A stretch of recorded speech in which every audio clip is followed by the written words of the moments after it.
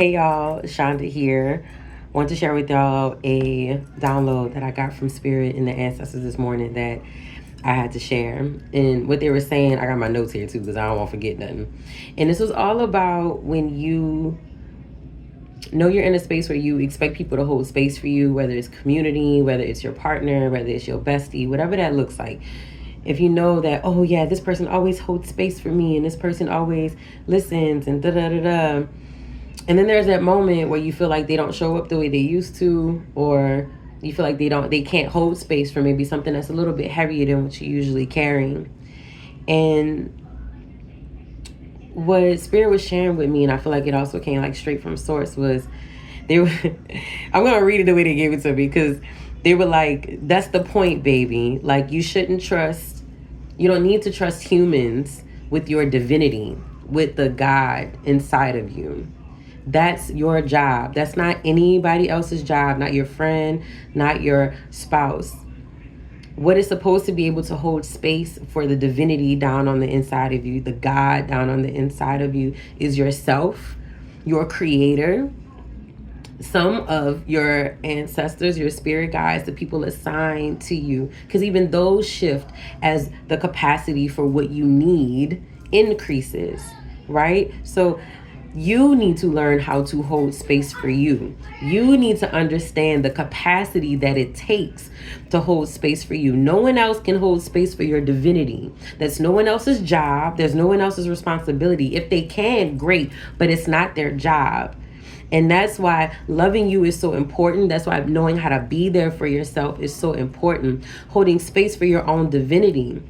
And then the boundaries and the accountability is so that others can move accordingly in respect to how you hold space for the divinity down on the inside of you. This makes it easier for you to interact with others, and you're not expecting them to hold space for you. You're not walking into the relationship going, here, hold this for me. You're walking into the relationship not having codependency issues, or expecting them to, save you or to honor you in this way when they got to hold space for themselves as well.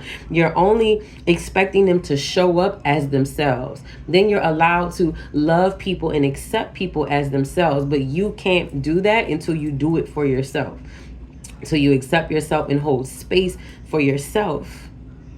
And you shouldn't want that from any relationship. You shouldn't want to be, the relationship is me walking in and then you take my bag. Thank you. I'll take yours if I have the space for it. That's not what it's about.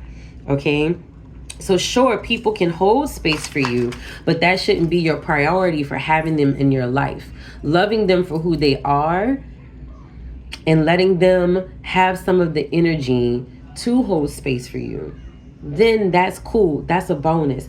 But appreciating their energy, their existence for what it is, that's the priority. That should be the foundation. Not if they can only just hold space for you, then you'll accept who they are. That's backwards. That's not how it works, right? So they say, let's tell the truth, right? You didn't want to spend all these years sharing it, right, with people who just was who they were. You wanted people who could hold your stuff for you. You wanted people who could do for you. It was very transactional, right? But now Spirit is really encouraging us to look at the ways that we look at the relationships in our life, so that we're still human.